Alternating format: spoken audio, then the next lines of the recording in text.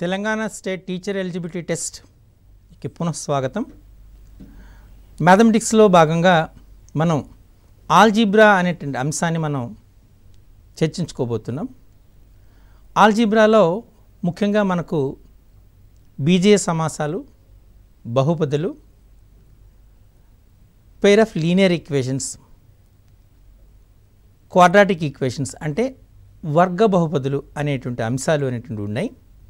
మనం బీజీ సమాసాలు, బహుపదులు, బహుపదుల రకాలు, బహుపది పరిమాణము గురించి నేర్చుకున్నాం. ఈ శీర్షికలో మనం పెయిర్ ఆఫ్ లీనియర్ ఈక్వేషన్స్ గురించి నేర్చుకోబోతున్నాం.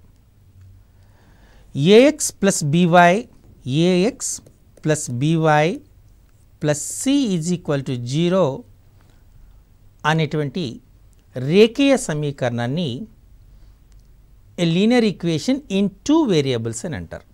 ఇందులో ఎక్స్, వై అనేటువంటి చరరాశులు, ఏ, బి, సి అనేటువంటివి స్థిరరాశులు. ఇందులో a, b, c belongs to R అవుతుంది. ఇప్పుడు మనం రెండు సమీకరణాలను తీసుకుంటున్నాం. a1x plus b1y plus c1 equal to 0, a2x plus b2y plus c2 equal to 0 అనేటువంటి రెండు రేఖీయ సమీకరణాలు తీసుకుంటున్నాం. A x plus b y plus c equal to 0ని మనం a linear equation in 2 variables అంటారు. ఇందులో ఎక్స్, వై అనేటువంటిది చరరాశులు, ఏబిసి అనేటువంటివి స్థిరరాశులు. A b c belongs to R. a1x plus b1y plus c1 equal to 0, a2x plus b2y plus c2 equal to 0 అనేటువంటి రెండు రేఖీయ సమీకరణాలు తీసుకుందాం. ఆ రేఖీయ సమీకరణాల మధ్య సంబంధాన్ని మనం ఇప్పుడు పరిశీలిద్దాం. ax plus by plus c equal to 0 అనేటువంటి రేఖీయ సమీకరణం ఎల్లప్పుడూ ఒక సరళ రేఖను సూచిస్తుంది అనే విషయాన్ని గుర్తుపెట్టుకోవాలి. ఈ కింది రెండు సమీకరణాలు కూడా మనకు సరళ రేఖను సూచిస్తాయి కదా. కాబట్టి సరళ రేఖలకి ఏవైనా రెండు సరళ రేఖలు తీసుకున్నప్పుడు వాటికి 3 సందర్భాలు ఉన్నాయి. ఒకటి, ఆ రెండు సరళ రేఖలు ఖండించుకునే అవకాశం ఉంటుంది. 2, ఆ రెండు సరళ రేఖలు ఖండించుకోకుండా ఒకదానికొకటి సమాంతరంగా ఉండే సందర్భం ఉంటుంది. 3, ఆ రెండు రేఖలు ఒకదాని మీద ఒకటి అధ్యారోహణం చెందే అవకాశం ఉంటుంది. అంతేనా? కండిషన్ చూద్దాం. ఇదొక సరళ రేఖ, ఇదొక సరళ రేఖ. ఈ రెండు సరళ రేఖలు ఎల్ అనేటువంటిది ఒక సరళ రేఖ, ఎం అనేటువంటి సరళ రేఖ. ఈ రెండు ఖండించుకునే ఒక సందర్భం ఒకటి ఉంటుంది. అలాగే ఎల్ అనేటువంటి సరళ రేఖ, ఎం అనేటువంటి సరళ రేఖ, ఈ రెండు ఒకదానికొకటి సమాంతరంగా ఉండే సందర్భం ఉంటుంది. ఎల్ అనే సరళ రేఖ, ఈ ఎల్ పైనే ఇంకొక సరళ రేఖ ఉంది ఎం. ఎల్, ఎం ఒకే సరళ రేఖపై ఉన్నాయి. అంటే ఒకదాని మీద ఒకటి అధ్యారోహణం చెందే అవకాశం ఉంటుంది. ఇక్కడ రెండు సరళ రేఖలు ఖండించుకుంటే ఒక ఖండన బిందువు ఉంది. రెండు సరళ రేఖలు ఖండించుకోకపోతే సమాంతరంగా ఉంటే ఖండన బిందువులు లేవు. రెండు సరళ రేఖలు ఒకదాని మీద ఒకటి అధ్యారోహణం చెంది ఉంటే అనంతమైన ఖండన బిందువులు ఉన్నాయి. ఈ ఖండన బిందువులకి సరళ రేఖలతో సూచించబడిన సమీకరణాల సాధనలకి మధ్య సంబంధం ఉంది. ఈ విషయాన్ని చాలా జాగ్రత్తగా గుర్తుపెట్టుకోవాలి. ఖండన బిందువుల సంఖ్య సరళ రేఖల లేదా సరళ రేఖలతో సూచించబడిన సమీకరణాల సాధనల సంఖ్య సమానంగా ఉంటాయి. ఖండన బిందువుల సంఖ్య 1 అనుకోండి, సమీకరణాల సాధనల సంఖ్య 1 అవుతుంది. ఖండన బిందువుల సంఖ్య 0 అయిందనుకోండి, సమీకరణాల సాధనాల సంఖ్య 0 అవుతుంది. ఖండన బిందువుల సంఖ్య అనంతం అనుకోండి, సమీకరణ సాధనాల సంఖ్య అనంతం అవుతుంది. అయితే ఇప్పుడు ఎన్ని ఉంటాయో మనం ఇప్పుడు జాగ్రత్తగా పరిశీలిద్దాం. ఎలా, ఏ రకంగా ఉంటాయని చూద్దాం. మీకు చెప్పాను కదా, a1x plus b1y plus c1 equal to 0 అనే సరళ రేఖను తీసుకుందాం, లేదా రేఖీయ సమీకరణం తీసుకుందాం. a2x plus b2y plus c2 అనేటువంటి ఇంకొక రేఖీయ సమీకరణం తీసుకుందాం. వీటి గుణకాలను మనం పరిశీలిద్దాం. a1 by a2, b1 by b2, c1 by c2 తీసుకుందాం. ఈ రెండు సమానం అయ్యాయో అనుకోండి, సమానమైతే ఆ రెండు సమీకరణాల సాధనల సంఖ్య, ఆ రెండు సమీకరణాలు తీసుకుంటే ఆ రెండు సమీకరణాలకు సాధనలు అనంతమవుతాయి, అనంతము ఇన్ఫైనైట్ అవుతాయి. అది గుర్తుపెట్టుకోండి. అదే a1/a2 is equal to b1/b2 which is not equal to c1/c2 అయిందనుకోండి, ఒకే ఒక సాధన ఉంటుంది. సరే, 0 ఉంటాయి. ఎందుకు? ఇది మనకు సమాంతర రేఖలు సూచిస్తుంది కాబట్టి. అదే a1/a2 is not equal to b1/b2 is not equal to c1/c2 అయితే ఒకే ఒక సాధన ఉంటుంది. ఈ విషయాన్ని చాలా జాగ్రత్తగా గుర్తుపెట్టుకోవాలి. a1/a2 equal to b1/b2 equal to c1/c2 అయిందనుకో అనంతం అవుతాయి సాధనలు. a1/a2 is equal to b1/b2 is not equal to c1/c2 అయితే 0 అవుతుంది, సాధనలే ఉండవు. a1/a2 is not equal to b1/b2 is not equal to c1/c2 అయితే 1 అవుతుంది. క్లియర్? వీటిపైన మనకు టెట్ ఎగ్జామ్లో క్వశ్చన్స్ ఎలా ఇస్తారో చూద్దాం. kx minus y plus 2 equal to 0 అనేటువంటి ఒక సమీకరణము, 6x minus 2y is equal to 3 అనేటువంటిది వేరే సమీకరణము. మనకు ఈ సమీకరణాలు అనేటువంటివి ఒకే ఒక సాధనను కలిగి ఉన్నాయి, ఒకే సాధన, యూనిక్స్ ఒకే సాధన కలిగి ఉన్నాయి. అయితే k విలువ ఎంత? k is equal to how much? ఇక్కడ ఆప్షన్స్ ఇచ్చాడు. a ఈజ్ ఈక్వల్ టు అంటే లేదా option A 3, option B not equal to 3, option C not equal to 0, option D equal to 0 అని ఇచ్చాడు. కేవలం ఒకే ఒక సాధన ఉంటుంది అన్నాడు. అంటే ఒకే ఒక సాధన ఉంది అంటే మనకి ఏమంటే తీసుకున్నాము, మనం ఏం తీసుకోవాలి? k/6 -1/-2 ఈ రెండు నాట్ ఈక్వల్ టు అవ్వాలి. లేదా k is not equal to -1/-2 into 6 minus minus get cancel 2 1 2 3 అంటే మనకి ఏమొచ్చింది? k is not equal to 3 అనేది వచ్చింది. అంతేనా? ఇందులో k is not equal to 3 అనేది ఆప్షన్ బి. కాబట్టి ఆప్షన్ బి ఈజ్ కరెక్ట్ అనేటువంటిది మనం సూచించాలి. క్లియర్? ఓకే, ఇంకొక క్వశ్చన్ మనం చూద్దాం. kx minus 5y is -2 okay -2 equal to 0, 6x plus 2y minus 7 equal to 0 has no solutions. సాధనలు లేవు. అయితే k వాల్యూ ఎంత? ఇక్కడ option A -10, option B -5, option C -6, option D -15 అని ఇచ్చాడు. kx minus 5y -2 equal to 0, 6x plus 2y -7 equal to 0 has no solutions అన్నాడు. No solutions అంటే మనం ఏ కండిషన్ తీసుకుంటాము? k/6 x యొక్క గుణకాల నిష్పత్తి ఈజ్ ఈక్వల్ టు y యొక్క గుణకాల నిష్పత్తి. అంతేనా? అంటే k is equal to -5/2 into 6, 2 1s 2 3s 5 3s 15 -15. So k value ఎంత వచ్చింది మనకు? -15. అంటే which option correct? Option B is correct. Clear? So ఈ రకంగా మనకు క్వశ్చన్లు వస్తాయి. ఒక ఎగ్జామినేషన్ ఇంకోటి తీసుకుందాం. y is equal to x, y equal 0, x is equal to 6 అనేటువంటి ఈ మూడు రేఖలతో ఏర్పడేటువంటి త్రిభుజం యొక్క వైశాల్యం ఎంత? దీని వైశాల్యం అడిగాడు. ఈ ఏర్పడిన త్రిభుజ y is equal to x, y equal to 0, x is equal to 6 అని అడిగాడు.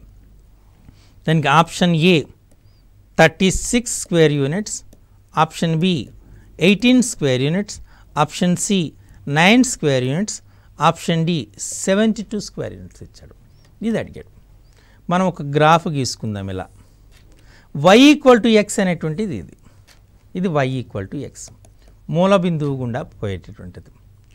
x equal to 6, x equal to 6 అనేటువంటిది ఏమొస్తుంది మనకు? మనం ఇలా తీసుకున్నాం అనుకోండి, 1 2 3 4 5 6 అనుకోండి, తిన్నగా x ఈక్వల్ టు 6 అనేటువంటిది వైకి సమాంతరంగా ఉన్నటువంటి రేఖ. అండ్ y ఈక్వల్ టు 0 అంటే ఇది వైకి, ఇది x అక్షం అనేటువంటి y ఈక్వల్ టు 0, ఇది x is equal to 6 and y equal to 6. చూసారా, అంటే మనకు ఈ ప్రాంతం యొక్క వైశాల్యం కావాలి, ఈ త్రిభుజ వైశాల్యం కావాలి. ఇది లంబకోణ త్రిభుజం కదా, ఇందులో భూమి ఎంత అవుతుంది 6 యూనిట్స్ అంతేనా, భూమి అనేటువంటిది 6 యూనిట్స్ ఉంటుంది. ఇది రైట్ యాంగిల్ ట్రయాంగిల్ ఎక్కడ మనకు ఖండిస్తుంది అనేటువంటిది మనం చూసుకోవాలి. ఇప్పుడు మనం సబ్స్టిట్యూట్ చేసాం, ఈ 6 యూనిట్స్ అవుతుంది. కాబట్టి ఇందులో మనకి యాక్చువల్గా ఏమవుతుంది, దీన్ని కంప్లీట్ చేస్తే ఇది కూడా 6 అవుతుంది, ఒక స్క్వేర్ అనేటువంటి ఫామ్ అయింది అనుకోండి, అంతేనా. అంటే 6 ఇది 6 ఇది 6, కాబట్టి 6 6 36 స్క్వేర్ యూనిట్స్ వస్తుంది. ఇది సగం ఉంది కదా, అంటే 36/2 అంటే 18 స్క్వేర్ యూనిట్స్. చూసారా, 18 ఈజ్ ద ఆన్సర్.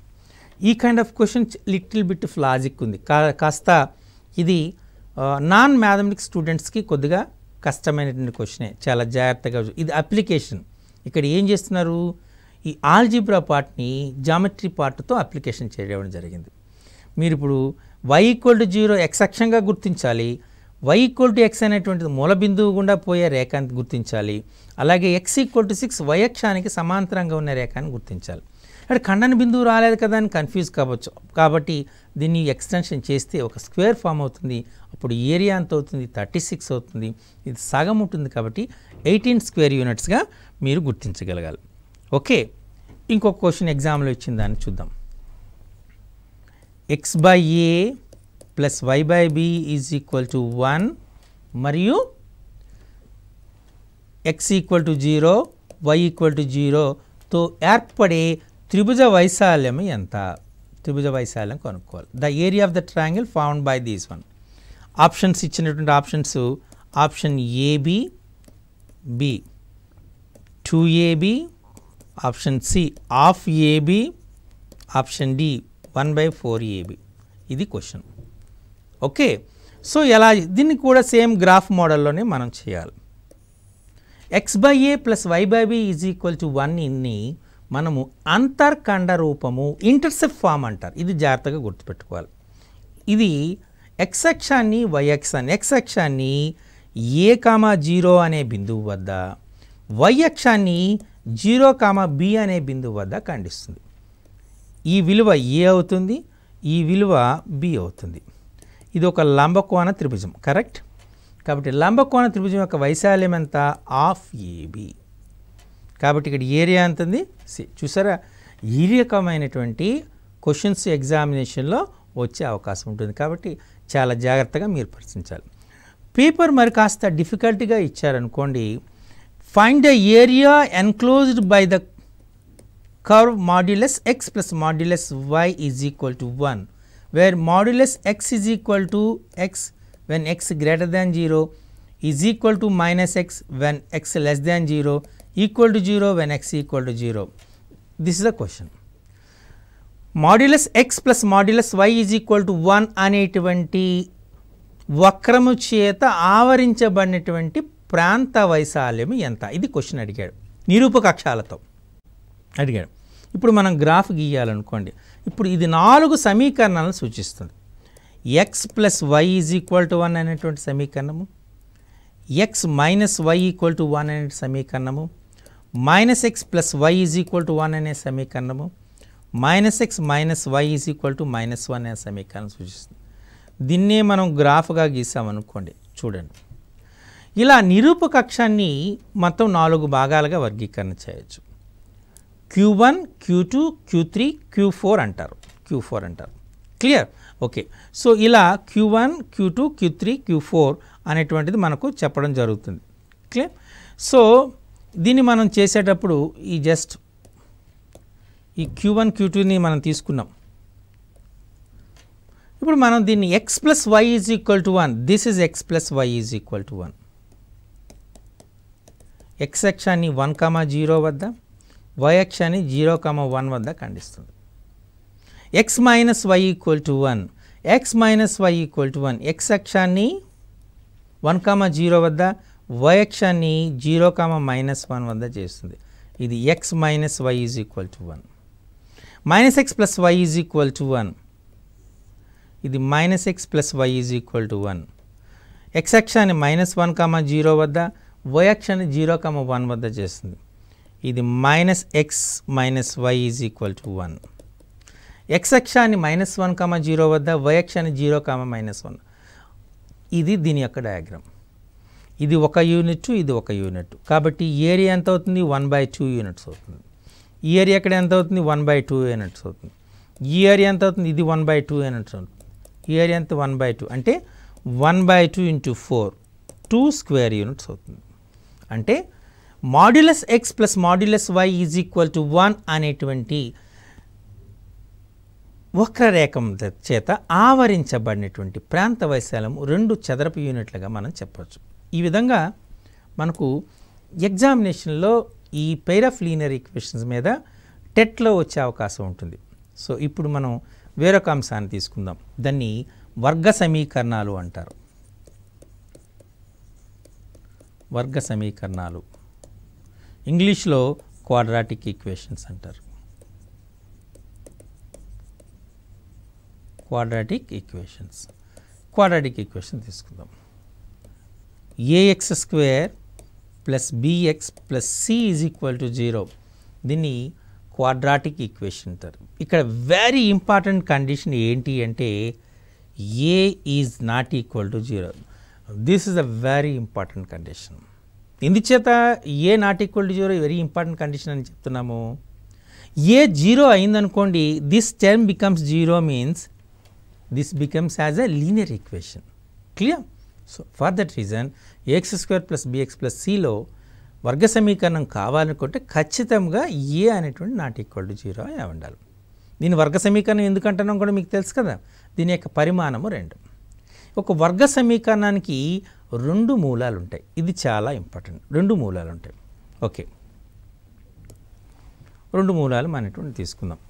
ఇప్పుడు దానికి ax² plus bx plus c is equal to 0 అనే వర్గ సమీకరణానికి 2 మూలాలు అంటే ఒక్కొక్క మూలం x is equal to -b plus or minus √b² minus 4ac/2a. ఇది ఒక వర్గ సమీకరణం యొక్క మూలాలను కనుక్కోవడానికి ఉపయోగించేటటువంటి సూత్రం. ఇందులో -b ఒకటి ఏమొస్తుంది?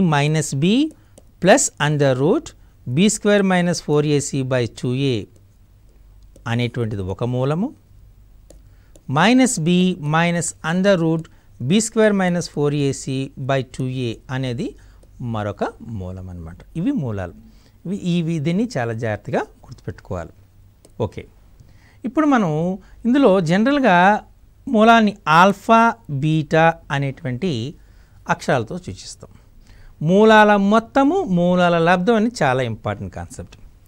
Alpha plus beta is equal to -b/a అవుతుంది. అంటే -b అంటే x coefficient by a x² coefficient. x గుణకం మైనస్ x గుణకము బై x² గుణకం. ఆల్ఫా బీటా ఈ c/a అంటే స్థిర పదము బై x² గుణకం. ఓకే, ఇది చాలా వీటిపైన చాలా క్వశ్చన్స్ వచ్చేటువంటి అవకాశం ఉంటుంది కాబట్టి చాలా జాగ్రత్తగా గుర్తుపెట్టుకోవాలి. ఆల్ఫా బీటా అనేటువంటివి ఒక వర్గ సమీకరణం యొక్క మూలాలు అయితే ఆ మూలాల మొత్తం alpha plus beta is equal to -b/a అవుతుంది. -x గుణకము బై x² గుణకం. Alpha beta is equal to c/a అంటే స్థిర పదము బై x² గుణకం. ఇది బాగా గుర్తుపెట్టుకోండి. వీటిపైన ఎగ్జామ్లో అడిగే క్వశ్చన్స్ అనేటువంటి తీసుకోండి. 2x² ప్లస్ 3x ప్లస్ 5ల యొక్క మూలాల మొత్తం ఎంత? మూలముల మొత్తం ఎంత? Option A is -2/3, option B -3/2, option C 5/2, option D 5/3. ఇది మనకు ఇచ్చినటువంటి అంశం. సో వీటిపైన ఆన్సర్ చేయాలి. దీన్ని మనం ఇది చేయాలనుకున్నప్పుడు ఏం చేయాలి? దీనిపైన a x square plus b x plus c అని రాసుకోండి. ఇలా రాసేటప్పుడు మనకి ఏంటి, మన కండిషన్ ఏంటి? Alpha plus beta is equal to మూలాల మొత్తం equal to minus b by a. Correct. ఇందులో బి స్థానంలో 3 ఉంది కాబట్టి మైనస్ 3 బై ఏ అంటే 2. అంటే ఈ క్వశ్చన్కి ఆన్సర్ ఏంటి? మూలాల మొత్తం ఎంత? మైనస్ 3 బై 2 అని గుర్తుపెట్టుకోవాలి. అదే 4x square plus 7x plus 8 is equal to 0 యొక్క మూలాల లబ్ధం ఎంత? మూలాల లబ్ధం ఇది అడిగాడు. Option A 4/7, option B -7/4, option C 8/7, option D 2. మూలాల లబ్ధము అంటే ఆల్ఫా బీటా. అగైన్ మీరు ఇది చేసేటప్పుడు వీటిపైన a x square plus b x plus c is equal to 0 అని రాసి పెట్టుకోండి. మూలాల లబ్ధానికి సూత్రం ఏంటి? C by a. ఇందులో సి వాల్యూ ఎంత? 8, ఏ వాల్యూ ఎంత? 4. 4 1s 4 2s అంటే ఎంత వచ్చింది మనకు? 2. కాబట్టి 2 ఆప్షన్గా గుర్తుపెట్టుకోవాలి. అంటే ఆప్షన్ డి ఈజ్ కరెక్ట్. ఈ రకంగా మనకు మూలాల లబ్ధము, మూలాల మొత్తం మీద కూడా అడుగుతుంటాడు. మీరు బాగా కొన్నిసార్లు ఎగ్జామ్లో మూలాల మొత్తము మూలాల లబ్ధం కూడా ఇచ్చేసి సమీకరణాన్ని కనుక్కోమంటాడు. అదొక సందర్భం ఉంది. మూలాలు ఇచ్చే సమీకరణం కనుక్కోమంటాడు. ఆల్ఫా బీటా అనేటువంటి మూలాలుగా కలిగినటువంటి వర్గ సమీకరణం ఏమవుతుందంటే X square minus alpha plus beta into x plus alpha beta is equal to 0. ఇది ఆల్ఫా బీటాలు మూలాలుగా కలిగినటువంటి వర్గ సమీకరణం. లేదా ఇంకో రకం కూడా చెప్పుకోవచ్చు. దీన్ని ఎక్స్ స్క్వేర్ మైనస్ మూలముల మొత్తము ఇంటూ ఎక్స్. కరెక్ట్. మూలాల మొత్తము ఇంటూ ఎక్స్ ప్లస్ మూలముల లబ్ధము ఈజ్ ఈక్వల్ టు 0. క్లియర్. ఈ రకంగా దీనికి ఎగ్జామినేషన్లో ఎలా అడుగుతాడంటే ఒక వర్గ సమీకరణం యొక్క మూలాల మొత్తం, మూలముల మొత్తము -4, మూలముల లబ్ధము 8 అయినచో ఆ సమీకరణాన్ని కనుక్కోండి అంటాడు. అక్కడ ఆప్షన్ ఏ ఇస్తాడు. X square minus 8x plus 4, option B x square minus 4x plus 8, option C x square plus 4x plus 8, option D x square plus 8x minus 4. ఇది క్వశ్చన్ ఇచ్చాడు. ఓకే. సో మూలాలు మనకి formula ఏంటి? X square minus alpha plus beta into x plus alpha beta equal to 0. ఇంతే కదా మనకి equation. X square మూలముల మొత్తం ఎంత ఇచ్చాడు? -4 కాబట్టి -4 ఇంటూ ఎక్స్. మూలాల లబ్ధం ఎంత? 8 అంటే ఏమొస్తుంది? X square minus of minus అంటే plus, plus 4x plus 8 equal to 0. Clear. అంటే మనకి ఏమొచ్చింది? Option C. సో ఈ రకంగా కూడా మనం అడిగే అవకాశం ఉంటుంది. కాబట్టి చాలా జాగ్రత్తగా మనం చూడాలి, తొందరపడి చేయకుండా ఉండాలి. ఓకే. ఇంకో సందర్భంగా అడుగుతాడు. అంటే 2 + √3 2 - √3 మూలాలుగా కలిగినటువంటి సమీకరణం కావాలంటాడు. మూలములు గాగల సమీకరణం అడుగుతాడు. Okay. Option A x square plus 4x plus 3 is equal to 0. Option B x square plus 4x plus 1 equal to 0. Option C x square plus 4x plus 2 √3 is equal to 0. Option D x square plus 2 plus √3 2 √3 into x plus 4 equal to 0. ఇది మనకు అడిగిన question. So మనకి ఇక్కడ ఇచ్చినటువంటిది ఏంటి, X square plus 4x plus 2√3 = 0 అని ఇచ్చాడు కదా. మనం ఇప్పుడు చూద్దాం ఏంటి మనకు కండిషన్ ఏంటి ఇచ్చినటువంటిది, ఎక్స్ స్క్వేర్ మైనస్ మూలముల మొత్తము 2 + √3 plus 2 - √3 into x plus 2 + √3 into 2 - √3 is equal to 0. X square minus ఈ ప్లస్ √3 మైనస్ √3 ఈ రెండు క్యాన్సిల్ అవుతున్నాయి అంటే 4x. ఇక 2 + √3 ఇంటూ 2 - √3 అంటే 4 - 3 = 0. అంటే మనకి ఏమొస్తుంది, x square minus 4x plus 1 = 0. ఇది మన ఆన్సర్ అన్నమాట. క్లియర్. ఈ రకంగా మనం సమీకరణాన్ని రాయడం జరుగుతుంది. ఇందులో మనకు x is equal to -b + or -√b² - 4ac/2a అనే దాన్ని తీసుకున్నారు x వాల్యూ. ఈ b² - 4ac అనే విలువ పైన ఈ x అంటే మూలం యొక్క స్వభావం ఆధారపడుతుంది, అంతేనా.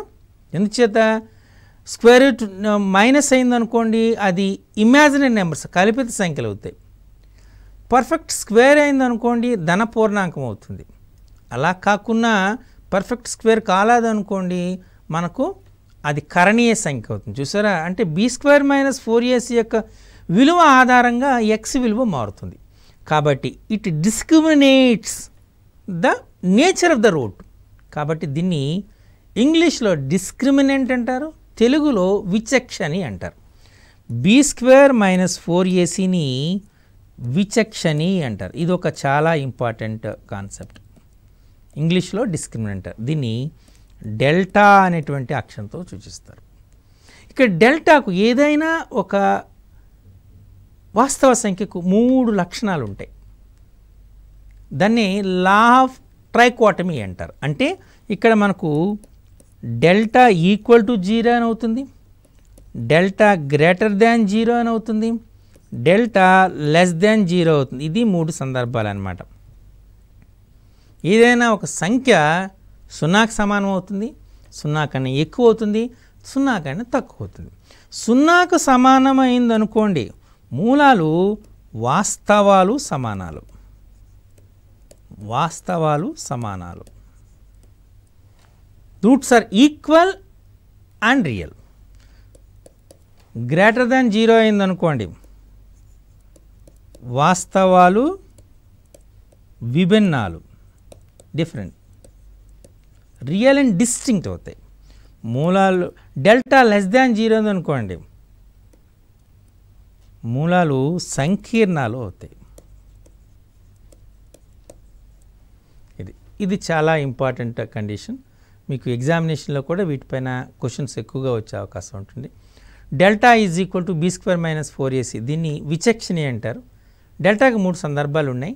డెల్టా ఈక్వల్ టు 0 అయితే వాస్తవాలు సమానాలు అవుతాయి, గ్రేటర్ దాన్ 0 అయిందనుకోండి వాస్తవాలు విభిన్నాలు అవుతాయి, డెల్టా లెస్ దాన్ అయిందనుకోండి సంకీర్ణాలు అవుతాయి. ఇప్పుడు మనం టెట్లో ఇచ్చినటువంటి క్వశ్చన్ ఎలా ఉందో చూద్దాం.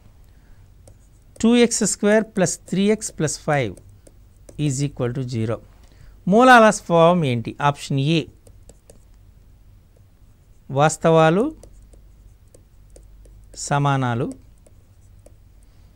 ఆప్షన్ బి వాస్తవాలు విభిన్నాలు, ఆప్షన్ సి సంకీర్ణాలు, ఆప్షన్ డి ఏది కాదు. ఇది మనకి ఇచ్చినటువంటి. సో మరి దీనికోసం మనం చేయవలసిన ఎలా చేస్తాము, మనం మళ్ళీ దీన్ని తీసుకుందాం. ఏమిచ్చాడు? 2x² + 3x + 5 = 0. క్వాడ్రాటిక్ ఈక్వేషన్స్ వర్గ సమీకరణాలకు ఏమి ఇచ్చినా మీరు దాని కింద లేదా పైన ఆ ax² + bx + c = 0 రాసుకోమని చెప్పాను. అప్పుడు ఏ వాల్యూ ఎక్కడ ఎంత అవుతుంది? 2, బి వాల్యూ ఎంత అవుతుంది? 3, సి వాల్యూ ఎంత అవుతుంది? 5. మనకు దేని బట్టి చెప్తాం? డెల్టా వాల్యూ అని చెప్తాం. Delta is equal to b² - 4ac. అంటే బి ఎంత? 3, 3² - 4ac, a 2, c is 5. 3² అంటే 9, 4 2 8, 8 5 40, 9 - 40 - 31 లెస్ దాన్ 0. కాబట్టి మూలాలు ఏమవుతాయి? సంకీర్ణాలు అవుతాయి. అంతేనా? ఒకసారి మనం చూస్తే సంకీర్ణాలు. కాబట్టి ఆప్షన్ మనకి ఏమొస్తుంది? సంకీర్ణాలు ఆప్షన్ సిగా చెప్పుకోవచ్చు.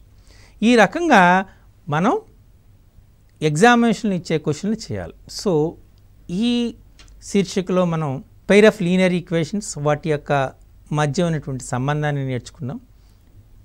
ఈక్వేషన్స్ అనేటువంటి ఎప్పుడు అనంతమైన సాధనలు కలిగి ఉంటాయి, ఎప్పుడు ఏక సాధన కలిగి ఉంటుంది, ఎప్పుడు సాధన కలిగి ఉండదనే కండిషన్ నేర్చుకున్నాం.